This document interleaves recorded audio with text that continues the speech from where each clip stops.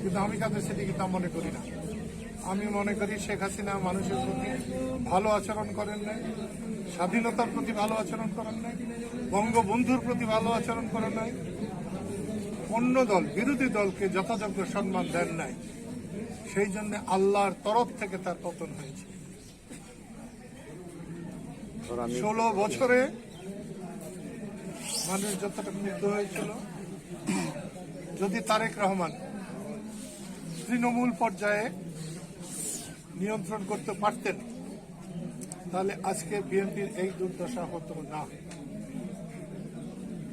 তাই তাদেরকে মানুষকে সম্মান করতে হবে, মানুষের উপরে বড় কেউ আল্লাহ রসুলের পরেই হলো মানুষ, জনগণ তার ইচ্ছা অনিচ্ছার প্রতি মূল্য দিতে হবে।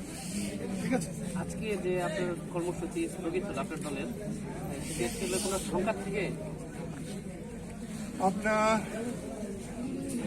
আমরা যখন এই দেশ করেছি অনেকে তখন তো জন্মায় নেই। আমি সব সময় মুক্তিযুদ্ধ যখন করেছি তখন হানাদারদেরও সম্মান রক্ষা করে আমি চলবার চেষ্টা করি।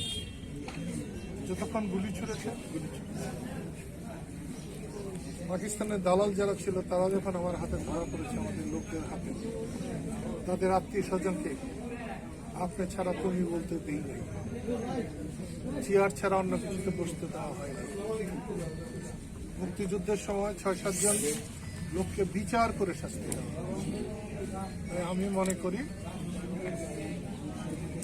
আমরা যারা বড়, দেশে সুস্থিতি ফিরিয়ে আনার জন্য আমাদেরই দায়িত্ব বেশি। আমি আসলে একটা প্রশ্ন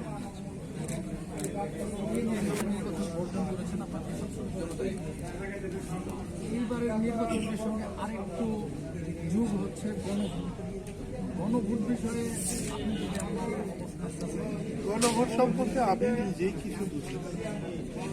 আসবার সময় আমার চেয়েতেও বেশ বড় মাপের 2-3 জন নেতাকে আমি জিজ্ঞেস করছি, ওনারাও জানে না গণভোট। পাবলিককে আপনি এখনই যে 10 জনকে জিজ্ঞেস করেন, দেখবেন 10 জনই বলবে তারা জানে। ঠিক আছে, ধন্যবাদ।